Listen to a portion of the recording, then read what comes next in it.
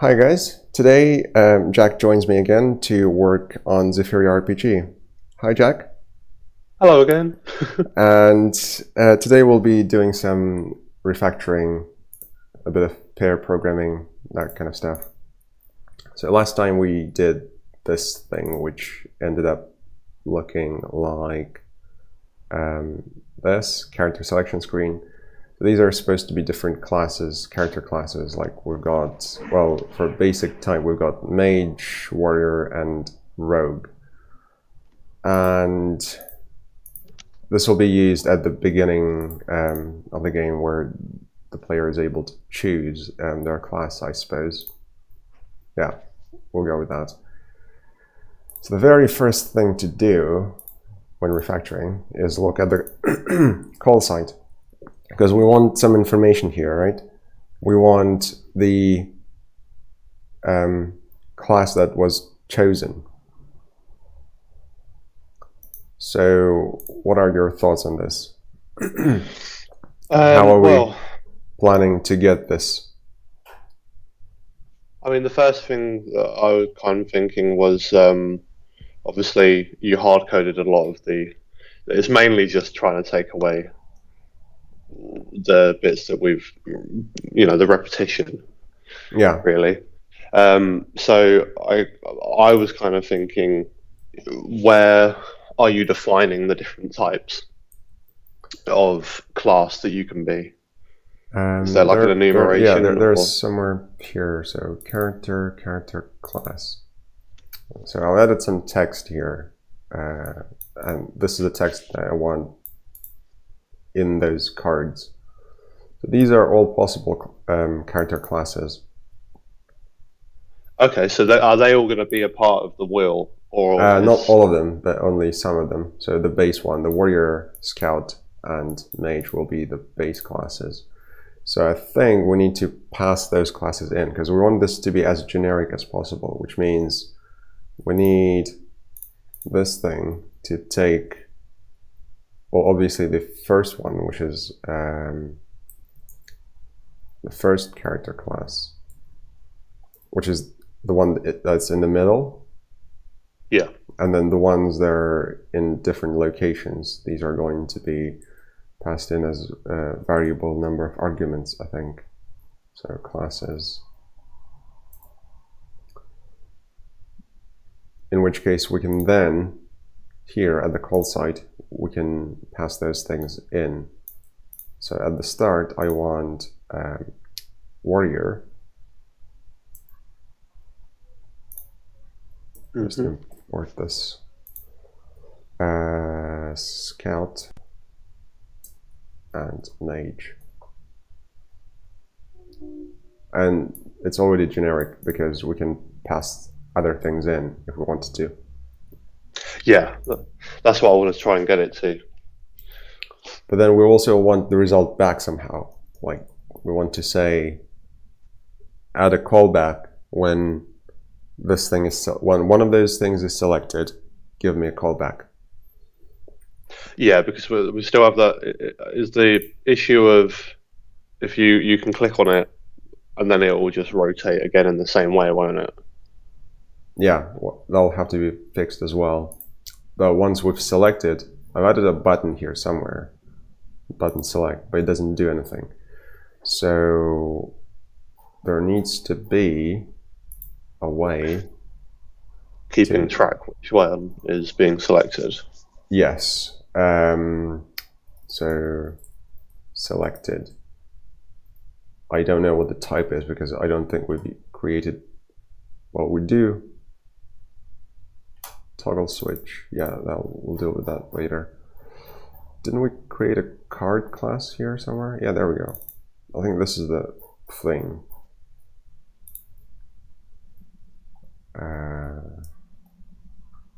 Yeah, this is going to be weird because this ideally goes here somehow, but these are different types.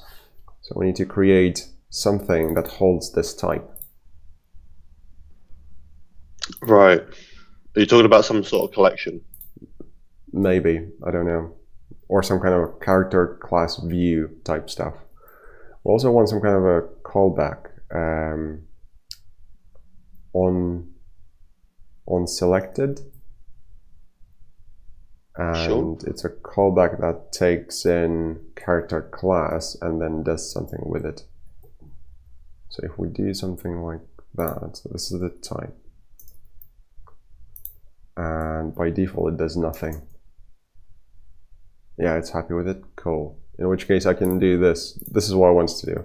On selected, and then this is the thing that they selected. So this is a callback. Sure. So I can do this. And it gives me a character class, which is really nice. So I can actually do something with it. And then I can say if character class is warrior, do something like that. I don't know. But the point is, I have access to what they selected here. And this is a callback, as in, it's not executed now, but it will be called back later when the user has selected something. Yeah. Okay. And we're just going to print that to the screen for now, for testing purposes. Yeah, so we're back to this thing. This needs to have a view, and this card thing, I think, needs to be renamed to char class u. Maybe. Okay. And then that's going to take the character class object. Yeah, because then you would just essentially iterate through them, wouldn't you? And just pass them in. Yeah. And then per character class there will be this kind of view thing, which is going to contain the text information, whatever shown on the screen. And then that thing is the one that's selected. Like, yeah, it's this thing. Surely that's taking the information that you showed earlier. Mm-hmm. Okay. I can do character class dot description, which is the thing that I typed in. Okay. Cool. So if this one is selected, I don't think I need images. And toggle switch, we don't need that. I'll just move further down. And color. Why did we have color? I think to differentiate. Yeah, that was just like a visual cue. But now we're going to have actual text, so I don't think we need color.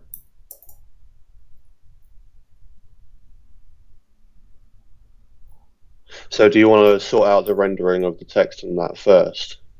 So that we have a visual. Yeah, let's do that. So if we add background as a rectangle, I don't know what that does.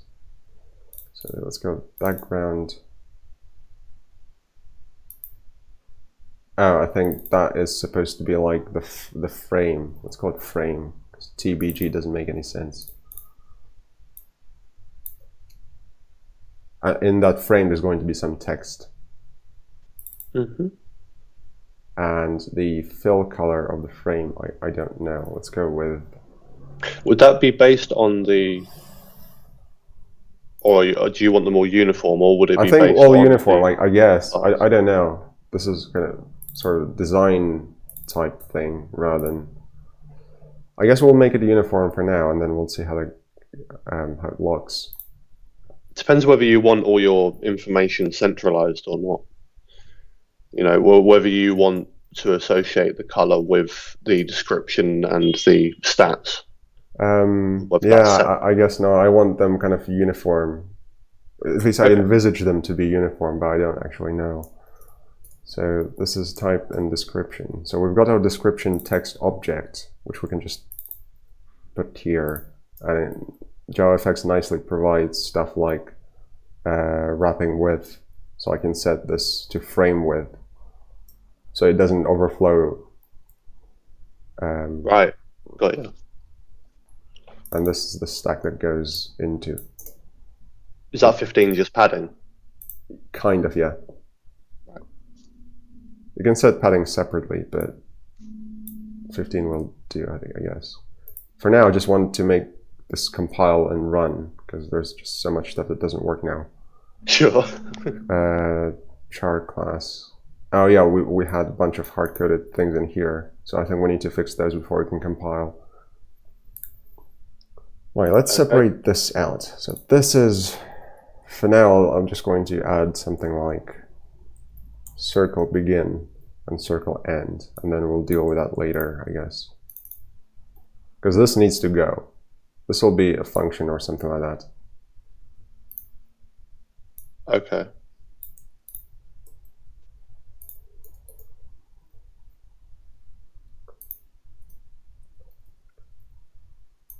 Oh, okay. So that was the function, or well, bit of code where you've got the intervals in the circle.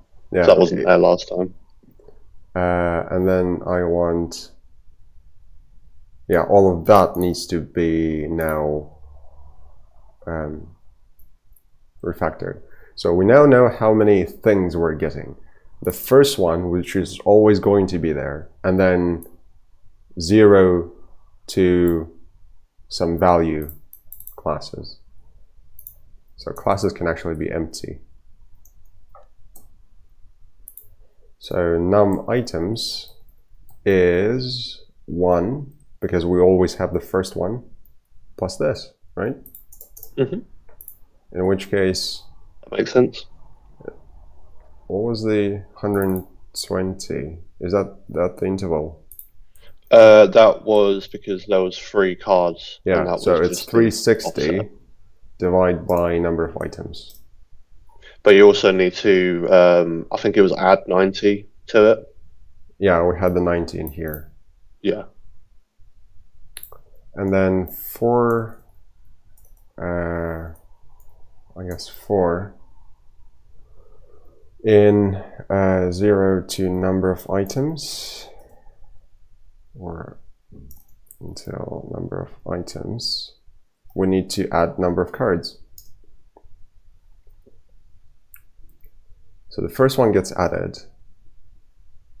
How do we add this? So this needs to be out.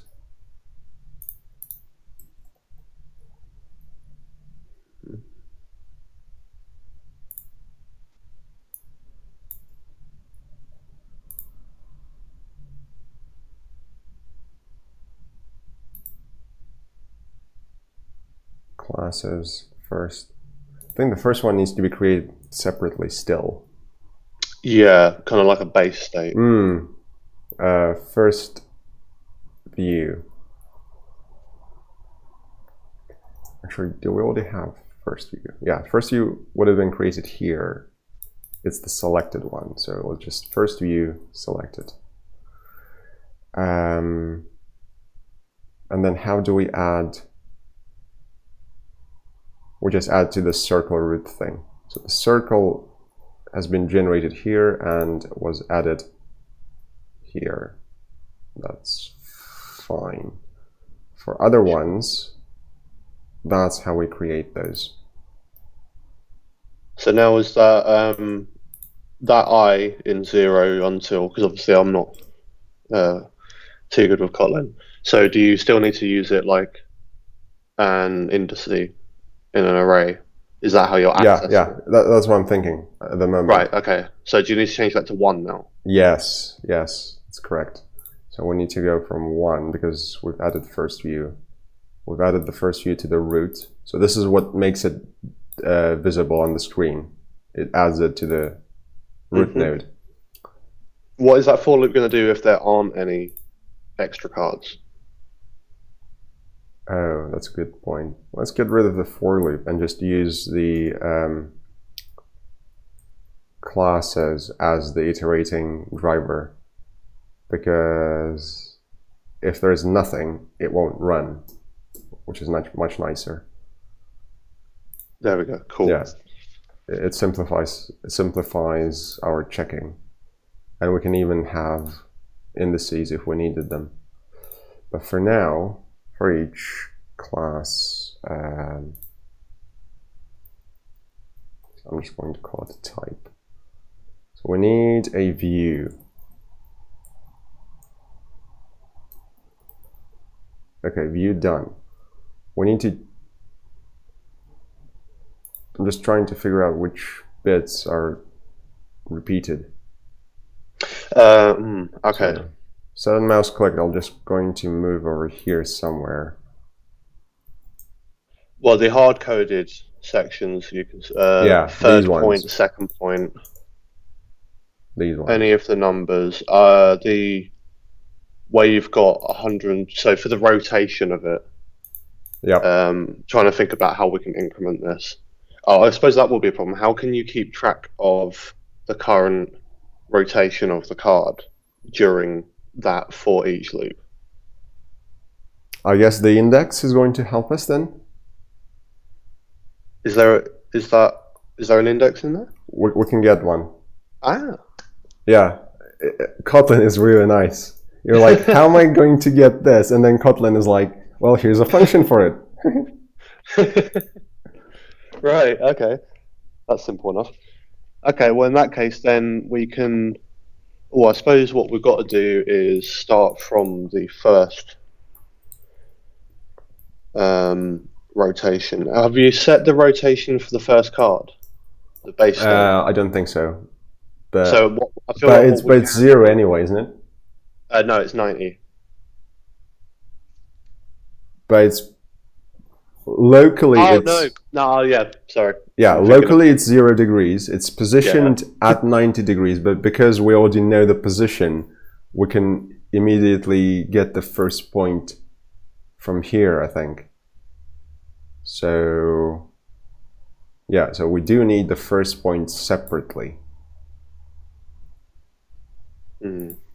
So is it worth just kind of doing the first points above the for each loop? Yep. So that we can then that's what I'm going to assess. do now. Cool. First view translate x is first point x. Oh, I'll just copy those. And then this one just goes. Yeah, as we simplify this, it'll be much easier to go through this.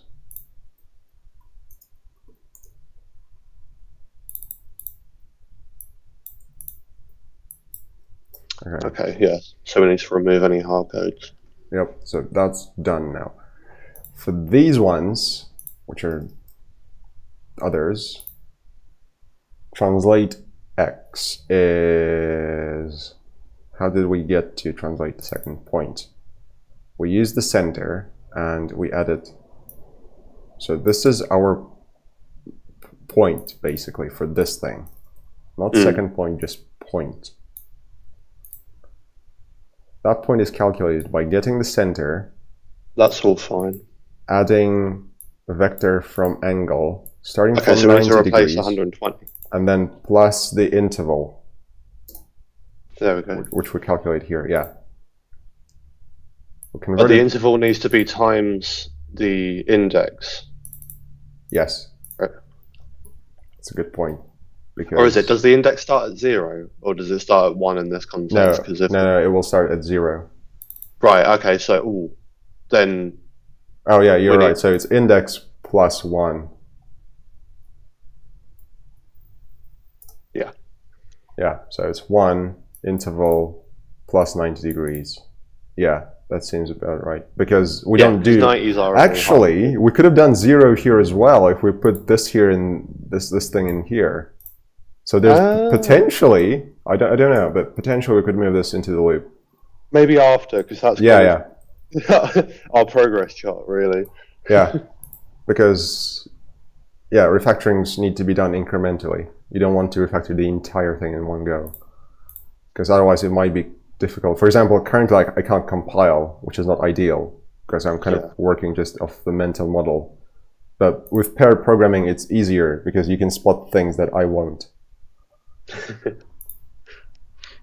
From angle 90 degrees, 2 pointed and multiplied by the radius. Yeah, that looks right. And then point x, point y. So now the rotation. So we've done that. I don't know what minus 120 and 150 are. So I'll just add those. I think these are the offsets. Oh, these are the card view offsets. These the width and height, right? So these need to be changed. 120, 150 are cards half width and half height. So do we need to add a method in the cards to access the width and height? Okay. So we're now the rotation. Okay, so it's view rotate. It was 120 here, which is the interval. So it's interval multiplied by something again. Index plus 1. Yeah, it's the same thing. Yep. And possibly that would be reduced, as you pointed out. So that goes now. That also goes. Ah. Yep. So.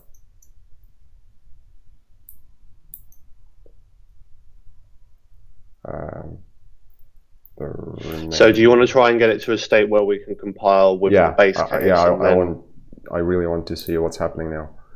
So add child circle root. These are switches. We don't actually need a switch now but I'll keep it here for now. Because what I'm thinking is once they've chosen their type of character, it'll just continue with that gender, I guess.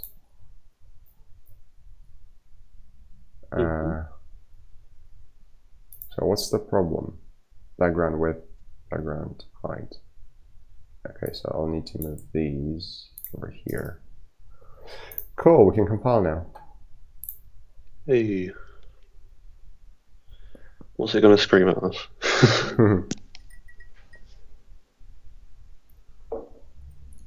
That's not too bad. Oh. So, yeah, I think it works. We just need to fix the width and height.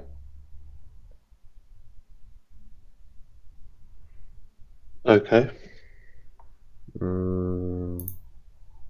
Oh yeah, I disabled all the interaction, so nothing moves. I wonder if we want to do something with design though. Probably not at this point. We can fix the UI design later. What are you thinking? Well, something needs to move. That looks just plain. Right. But for now, we're just worried about the code simplification. Yeah, I don't think I'm going to move these right now, but we'll get to them later. If we can get rid of those, I think that would be a good point. Yeah, textures. I don't need textures for now. In fact, we probably won't have textures in there.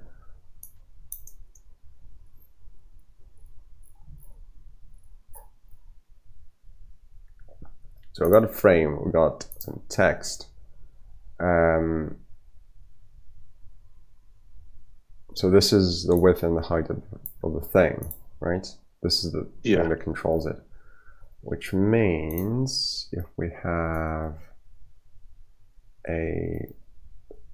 something like frame width, I guess. Is it worth maybe, because we're only calling it as the half of the width, to have a frame half width function instead? No, probably not, because this is more of a consistency type thing, because there is nowhere in the framework or in this game that half of something is defined. It's always width and height, so I'll keep that. Sure. Consistency is key in most cases, even if it makes you write just a bit more stuff.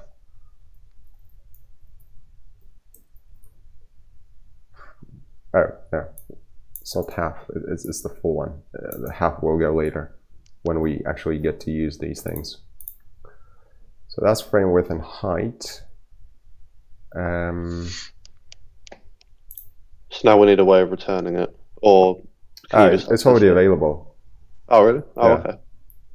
By default, if you don't specify a modifier in Kotlin, it's public. Okay. And it's nicely centered as well, because of the stack pane. I guess we could have the name of the thing at the very top. Yeah, like a title. So how about Are you storing a title? Well, it's available from here as I can just cast to string, and an enum when cast to string gives you the name of it. Oh. All these hacks. Yeah, these still come from Java. Right, so because the stack pane is centering stuff, it's weird, because if I place the thing in here, like if I place the title in here, it's going to be centered one on top of the other. That won't work. So these two actually need to become a vertical box of some sort. Yeah. So the title is something that's separate. I can use a different font, or at least font size. Make it bigger, like that. Title and text.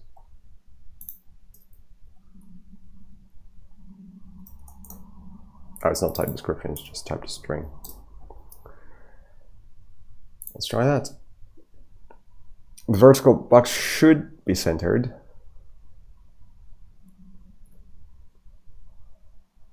But I need to center the contents of the vertical box itself now, I think. But that's not too bad.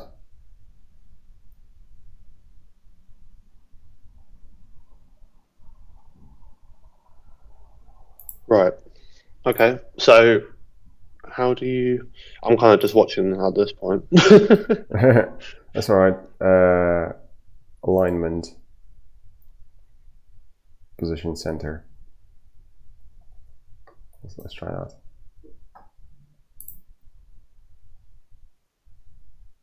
JavaFX is so nice to work with.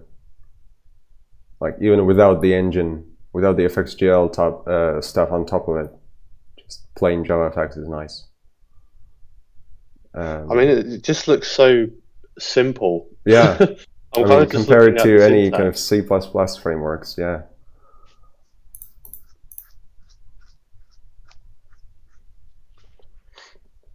Oh, it even glows because I had the glow effect, but it's so ever so slightly. So now that we've got that working, do you want to get rid of the base case and just have it iterating? Well, first of all, let's use these, and then yeah. Sure. So it's view frame width over 2, and then frame height over 2. This goes now. And there as well, above. Yeah, it's first view. Actually, I want to fix the animation now, because Beforehand. yeah, it's much easier to refactor when you have all the functionality there. So I think I will need to enable this first before I can get to getting rid of the base case. So it should be here somewhere, right? Because all the cards have the functionality of being animated.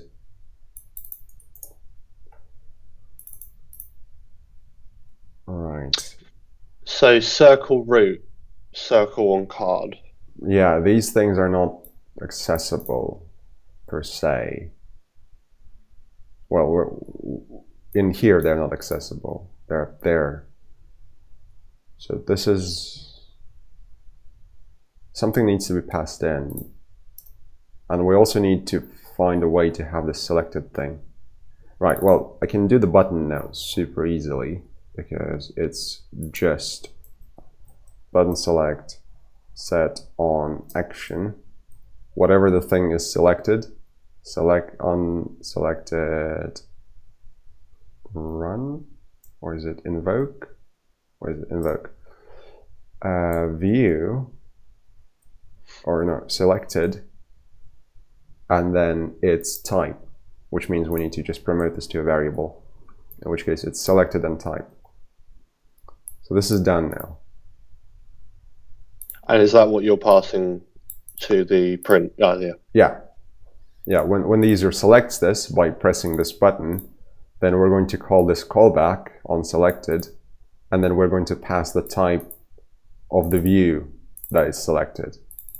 But for this to work, we actually need to update the selected view at some point. Currently, it's set to the first one. So when I click on one of those things, in fact, we can move it here into this loop. Ah. Yeah.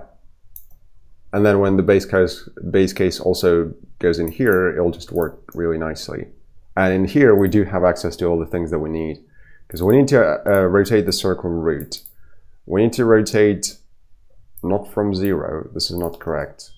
So card just needs to be viewed now. And also we need to select. Selected becomes the view. Yeah, that's it. Because when I click on it, whatever the thing that I clicked on becomes the selected thing. Animation, duration. We're rotating circle root. We're rotating from the cards, the views rotation, right? Or is it from the current rotation? So we're rotating. It's from the current. Yeah, from circle root's current rotation to the views rotation, but with a minus because we're rotating it the other way around in order for the view to get into the 0-degree position. Let's just try and run this so we can get a better mental picture of this. So if I click on that thing, it works. If I click on Mage, it did a very weird circle thing. I mean, it went back to what it was originally. I think so. Yeah, because if you click on Mage again. Yeah, it shouldn't do that because it shouldn't rotate. It should be from the same angle to the same angle. Therefore, no animation. And Warrior doesn't move. So do you need to be keeping track of the current rotation?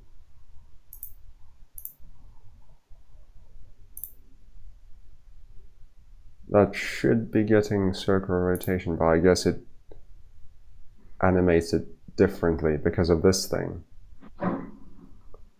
Yeah, because it has rotation origin. I wonder. Just to humor me, could you just replace the from with 0 and just see what that does?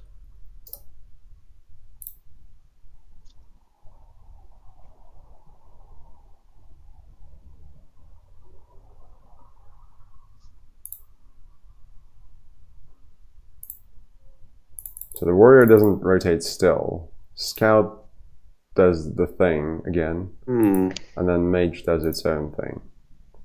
So yeah, I think your initial idea was right. We need to keep track of the of the rotation of the angle. Because whatever you were previously because of this thing, in, I think we're adding it to something different. So I may need to do some hacks here. Get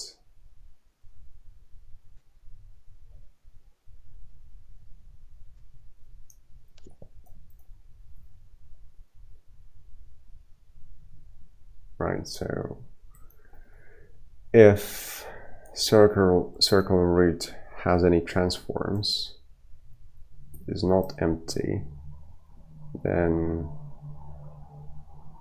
we want. So bear with me for a sec because I need to get some transformation stuff. So get the first one as rotation and then get its angle.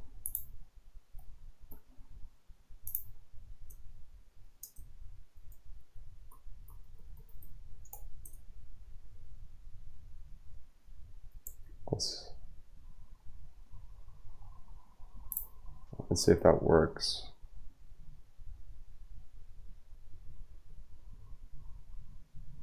So scout does this. Mage. Yeah, I think it's working. The warrior still doesn't move. But as soon as we get rid of the base case. Oh yeah, because yeah, you're right. In fact, it doesn't move because the warrior doesn't even have an interaction thing in it. Yeah. It doesn't have set on mouse clicked.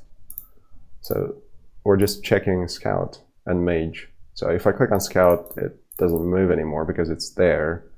Click mage. Mage is the one selected. Is it still effectively doing the animation when you do select the one that's already there? Technically, yeah, it's animating from one angle to the same angle. But because it's the same value, it doesn't move. So if I press select, can you see in the terminal, it says mage? Yes. Yeah, so if I do scout, scout. it should hopefully say scout. Nice. Hey. Okay, I think we're almost done here.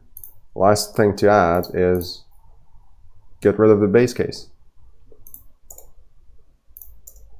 And for those wondering what this hack is, I've just remembered that in FXGL, when we add origin, origin does not change the rotate value. It adds a new transformation, because in order to change the pivot point of the rotation, we need to add a transform, one of those things.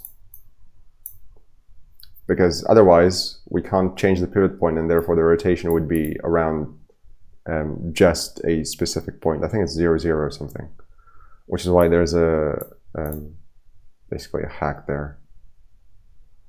But as for this thing, oh, I think I know how to fix this, as in how to get rid of the base case. Ready for my next trick? Oh no, what now? Something like that. Yeah? Oh, right, okay. It doesn't compile, what's going on. It doesn't compile yet, but that's the idea, right? Okay, right. Because then all of that effectively goes. Okay, well then all you need to do now is where we've done index +1. Just use index. I'm pretty sure. Yeah, it should be. By that. So essentially, we need classes to list. There we go. Hey. Still doesn't compile, but what's wrong with it? Oh, right. Because it's expecting... Yeah, there we go. Wait, hang on a sec. Because we already created this thing here. That shouldn't exist because it's created over there. So then it's late init var. Just basically saying it's not null. Don't even think about null. It will be placed there, but it's a future point. And this is your first. That's like lazy instantiation. Yeah. And then selected is the very first one, which is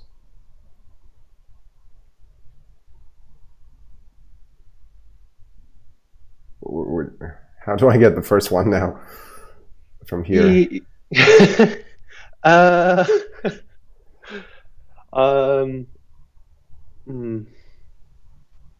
I guess we could do another trick, which is map indexed.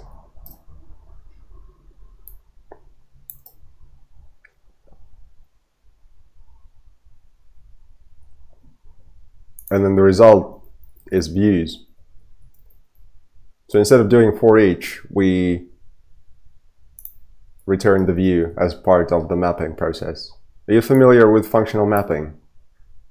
No. So in functional programming, you have like a list of, say, t, Right. and then if you call .map on it, and then you say how to transform t into, say, r, what you get back is a list of r. Okay. Oh, right. Okay. Oh, I think I've seen this kind of syntax before in Python, maybe, or is that not the same? I don't know. I'm not too familiar with Python, but it's now present in many sort of modern languages. It comes from functional programming paradigm, which is something that you're actually going to learn as part of the programming languages module this year. Ah, yeah, we've already discussed it, I think. Not in depth, but... In short, you have a list of one type, and then you get back a list of the other type. And the process is known as mapping. So this is what we've done here. We started with types, and we mapped them to views.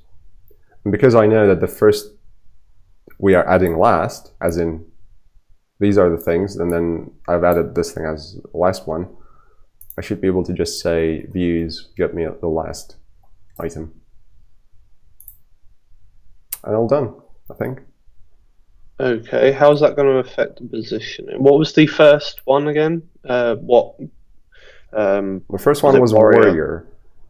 Okay. Oh, you're right, because the positioning goes, yeah, you're right. This needs to be first. In which case it's list of, and then that.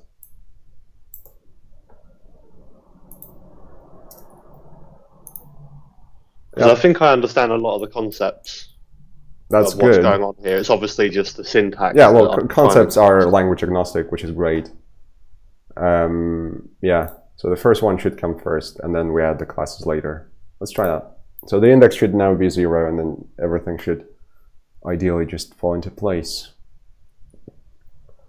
First of all, let's check the base case.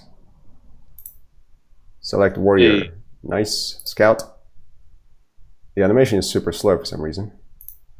Select scout, and then mage. Mage. Let's go back to warrior. It did this weird, the other way around kind of thing, but I think it's fine for now. I'm not going to be worried right now. I'm not too concerned. Yeah, that's another time. Yeah.